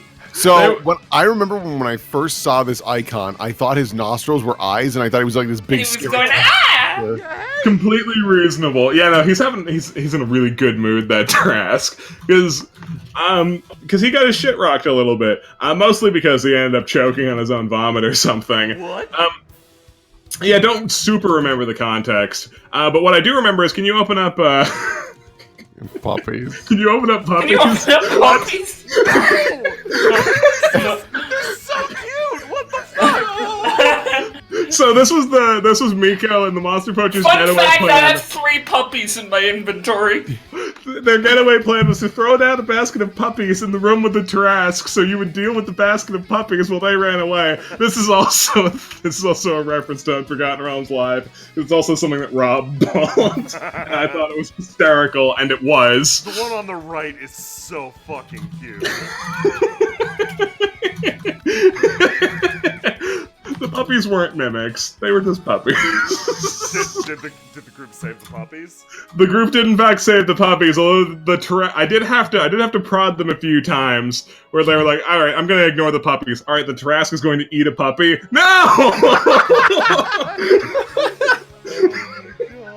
See, because like the me side was like, we have to save these dogs, but the Evelyn side is like, fuck that. Fuck the puppies. We'll get a dog later. And then that was resolved in some capacity. Oh yeah, also this monster facility was where they released the Lich. I forgot about that bullet point. Yeah, that was nice. They helped out Bojangles there. It was cool of them. Level 4. And yeah, no, after that, I probably had other plans for Hilderskoff, but my tablet broke. Oh no! Oh yeah, that was literally the reason we stopped. We're like, my tablet's broke. We ain't playing no more. Ah, No, that was the reason. By the time I got another tablet, I was like, Fuck I Hilderskull. do not want to play Hilderskoff anymore. that's unfortunate. And instead we did UR. So And instead we did UR, and UR was very good. However, UR is a lot less visually interesting thing to talk about because everything was stolen artwork pretty much. So that'll just be some animated stories. I did have some other things on the back burner here though. There were I forgot. Yeah, Grapplebots existed. They were in like the Clockwork dimension. Can you guess what they did? Trip. Thunder. No, those are just some generic robots. Those are nice. Grapplebot? Yeah, no, there's Grapplebot. Oh, Grapplebot. Those are his arms. Yeah, no, he liked to grapple stuff, and if you think you don't understand the Pathfinder grapple rules, oh man, I hadn't even read them. Can I ask what the story is for this skeleton with the heart? So that's not a skeleton. So that's Has-Been, which is a name that I've literally always liked. That was the name of like the EverQuest character that I played the most. And that's also a name you'll hear again. So Has-Been was the captain of the guard, and the guard was always really suspicious because they seemed kind of evil, and they were. Has-Been was just like some outsider that was really interested in it. Cards so much. Yeah. Yeah, they were just hollow, and no one asked any questions about it. Yeah, no, he was. I don't remember what his motives at all were. Also, Jingle existed. He was also one of Has-Been's guys. Oh, He's next to Gerard. I Yeah, love that's this one too. that's Jingle. He's made up of a lot of coins. That's great. that is good. That is Yeah. great. No, but I never really thought about it too much beyond that. What else is in here? Oh, Greggy's in here. What? Yay, Griggy! Yeah, Greggy. What's Greggy do? That's Greggy, the Gripply gunslinger. He was a character I was going to play but couldn't. Oh, Yeah, I feel you.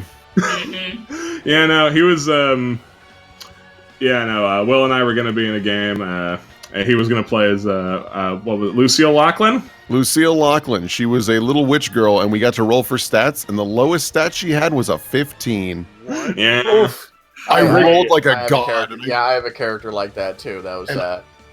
Yeah, I told the GM, I'm like, can my strength be an 8 or a 9? Because I can't function with the mentality that this character is this strong. Yep. No, Greggy likewise rolled like a god, and I was like, "Hey, please just let me dump something, anything." Yeah. Yeah, no, he was just a weird frog with a gun. I liked him. I was going to have Lucille be here too, but I never actually finished her. I think my tablet broke. Oh, that's okay. Man, Lucille had a turtle for her familiar named Herbertle. Yeah, Herbertle the turtle. It's pretty good. All right. Was there anything else in here worth Ask a talking about? question about Chop. Chop was a UR character. Oh, okay. Yeah, sorry, cannot address Chop. Showboat? Did we meet Showboat? So here's the fun bullet point about Showboat is that he was actually what I wanted to draw attention to out of all things. So you didn't actually meet Showboat. Yeah. Yeah, Showboat was he was just I thought of the name, I really liked it. I was like, there needs to be a character named Showboat, and he's going to be an Undyne, and he never actually showed up. But I did reuse that concept very recently, and if there's an artistic glob to be had, it's this one. Yeah, can you throw that? Just put those side Oh, by yeah. side.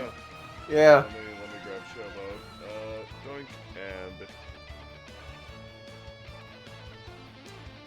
Whoa. Yeah, right. Showboat and Showboat, everybody. Yeah, Showboat got a little bit more handsome. Yeah. Love Huh. it. Still kept the nightmare eyes though. Love them nightmare eyes. Love them nightmare eyes. Give your Undyne nightmare eyes. They need them. Very important. Extremely important. And I think that's about all the interesting points that I have in my mind to talk about for Hilderscoff. Maps like Druid Home. Oh, okay. Oh, no. This looks nicer than what we got. This was the only map I put effort into. I just Everything said- else was just me drawing lines in Roll20. Oh, man. No assets, only unfilled in line work. Lamp, we didn't even get this. You didn't even get that. You're No. right. That's unfortunate. I sucked so bad. Someone asked about Pucker. Oh, yeah, there was a fairy who existed in the sewers. I forgot about him. Oh, goodness. Oh, wow. You really liked the color green back then, and I can't fathom why, because, like, There's a lot of heinous shades of green. there's a lot of heinous green in these icons that I can't condone. Yeah, no. Oh, there was also Cotton. He was someone else that didn't get used. Cotton Oh, I love exists. Cotton. Cotton exists because I read that one comic about the Fallout thing. That was like, hey man, sock puppet, or not sock puppet. It's like, hey man, this guy's only friend is a puppet, and he went crazy. And I was like, cool, I want that. That's great. I think Cotton was an elf, given the pointy ears. That probably makes sense. I like his pop. Yeah, he ended up getting recycled for my impromptu first UR game that I ran. He was the boss because I already had an asset for him. So, yeah, I guess that's the note to end on. It was pretty much at like about where I ended Hilderscoff. I still had a void in my heart that I wanted to fill with games. Yeah. And I was like, UR is an exceedingly simple system because it's barely a system. Yeah. Yeah. And I remember, Will, you pretty immediately were like, I really like UR for you, Lamp, because it allows you to do whatever the hell you want, and you don't have to justify it. Yeah. Every week. You know, literally like every week for like 2 months, I ran UR games. Yeah. It was Oh, insane. wow. It was Yeah. fucking mental. I had so much shit that I want to do. I got bit by this bug pretty good, and like honestly, I'm still going. I still want to keep making games. I'm still unsatisfied with what I'm doing, so I'm gonna keep going until I die, I think. Oh, Nice. That's Make Amends is really good. Everybody Make- watch Make Amends because Make Amends itself is a rehash of an older game. Yeah. Literally. Yeah, no. Literally. So Lamp, if this makes you feel better, Jell and I were watching it, and his first comment was, "Wow, this is the first thing I've really, really liked on Surprise Round." Thanks, Jello.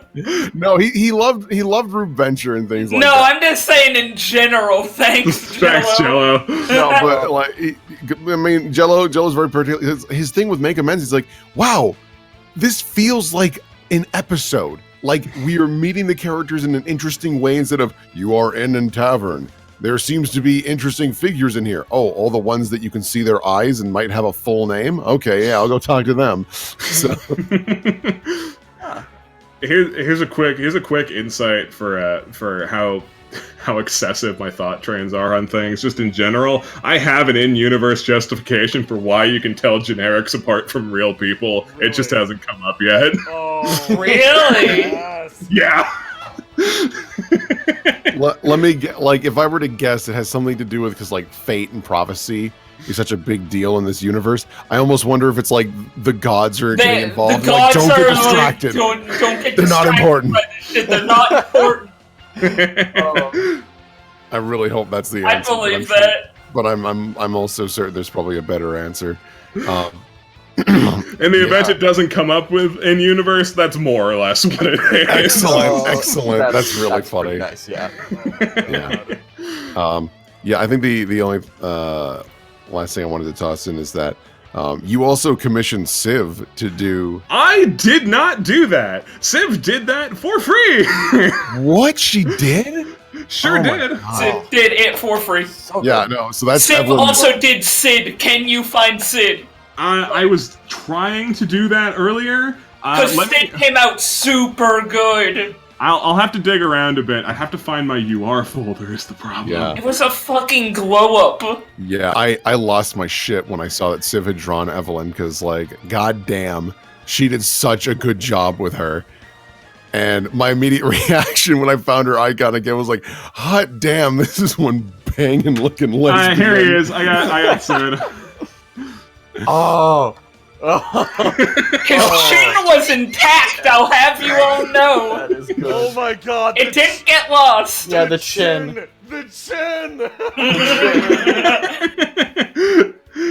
Yeah, he came out really good. The proper spirit of Sid was maintained. Oh my god. You know, these are like the only original assets that were in like all of UR. Because they did end up showing up in UR, and guess what? All of this shit's gonna show up in Make Amends too, because I'm literally incapable of like of not recycling things. Like already, just of the things we've listed, like there's so many things that I recycled in UR itself. Like Bossa Nova was in UR too. Like fucking. And then Evan Bossa Ward Nova got showed up in Evan Ward. Yeah. Yeah, he's an Evan Ward. He's. I literally Getting that can't deep lore. get in that deep lore. And Like- we're gonna, and we obviously want you to talk about UR at some point down the line. Like that's critical. Yeah, absolutely. I'm very curious, especially about the things we saw in that folder that we didn't get to look at. I think for UR Lamp, you'd have to open up Roll20 and go to the and- So thing is, like pretty much everything in the UR Roll20 is fucking gone. really? I deleted Yeah. so much stuff to make room for other Yeah, things. exactly. That's the thing with Roll20 is that you will have to Damn. destroy the older Assets stuff. go. Assets. That's such a shame because like Yeah, you I had- think I tried to look up a reference for something on that Roll20 to draw it. and it just Well- wasn't fucking there. I still have the vast majority of things in my ambiguously named token file. Okay. But Yeah, I mean, you also have the luxury of. I was also just talking about like the maps because it would be fun. those are gone. I didn't know the Oh. archive button existed. I Oh my deleted God. every single. Oh. Yeah, well, I saved mine at least, so if we wanted to. Yeah, that's a fun. For those of you who don't know, Roll20 has an archive button is pretty helpful. I've been making pretty liberal use of it in Mega Man's, considering how this adventure has 40 million bazillion maps. Ah. So I think before we end off, we gotta look at fan art. There's not much, but there is some. Yeah. Wait, I do want to bring up one thing super quick on recycling. Emmett's in a new campaign, He is. so I'd like to show you with his party. Oh, His yeah. new Oh party, my god. who are all way shorter than him. Oh, this is the party he was meant to be in. Yes, absolutely. Who drew this?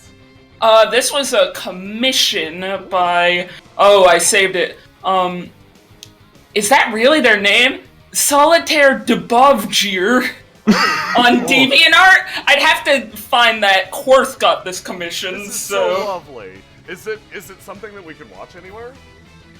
Actually, I will shill that really quickly Please do. by me and my friends over at Tiny Twitch TV. It's called Ave Imperium. Jay shilled the Fact Fiction, which we ran, and that's in the Stabbiness Discord now, so... Emmett's there! Ta-da! Go check it out. Go follow. Likewise, you can check out Mega Man's. It's over here. Yeah, make the prints on Twitch.tv first. Yes. Very important. Yeah, no, I these love it. Get our shilling out now! Yeah. these people were who Emmett needed to find. Yeah, no, Come on. these are much nicer beans. Yeah, I guess let's take a break real quick. Let's acknowledge Christian again. What are your thoughts? I know these are very good. I apologize. I'm exhausted, but this also gave me lifelong Oh. enough. Like I was being fed life energy from seeing these portraits and also being able to just the mimics. This is very good, and yeah, this is exactly along the lines of that good solid. This is my first game, but this is also like this has such a special place in everyone who played in its heart that they continue to reference stuff Yeah. from that That's game. Good shit. The deep Yeah. lore. That's the exact kind of game that Rogue Trader is for me. And that's why I want to talk about Rogue Trader next story time. Yep. Next story Yeah. time's Rogue Trader, and I think if I can get him, I want Aram to be the guest, so we can have Aram Payne be the one after that. Oh, that'd be fun Yeah. to hear. That'll It's be. fine, Jay, get me on as showrunner for First Century. No, I was actually gonna ask you about that immediately afterwards. We'll talk. We'll talk. Sweet. Okay, fantastic. And Jello drew me this while we were streaming. Make me feel better, which it is. Jello. I'm feeling much better. So we got fan art. Let me grab the stuff on Surprise Round first. From William, we have two pieces. We have Sid the Dragon Slayer. Lovely, wonderful. Thank you, William. And then also from William, we have Herbert needs you to find the difference between this picture and this picture. They're the same picture. I have literally no idea what that second thing is. That's Ultron. Really? I think so. And then we've got three beautiful pieces from Baffledore. We've got the Mad Monkey. Mad monkey. And then we've Perturbed monkey. Then we've got Sid the Dragon Slayer. Yeah, baby! And then finally, Lighting his cigarette with his thumb. and then from Baffledore, we've got, I believe this is Hilda Felminger. Oh. Once Aram Payne's brought up, you'll see that Hilda's. Oh, come on. You'll see. You'll all see. Oh, says Will. I for sure did you dirty.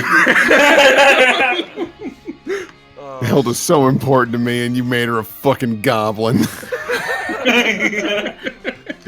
Okay, so Thank you, everybody, for tuning in for this episode of Storytime. Next time, Christian's going to be running the show, and we'll be talking about Rogue Trader. So, thanks for coming out. And, Lamp, thank you for explaining to us about your campaign. Rube and Will, thank you for playing in that campaign and providing your perspectives. Christian, thank you for sitting here slack-jawed along with me. Yeah, absolutely.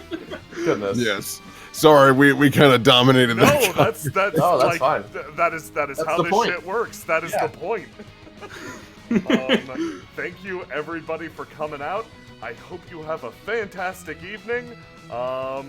Say goodnight, everybody. Night, chat. Night. Doodle.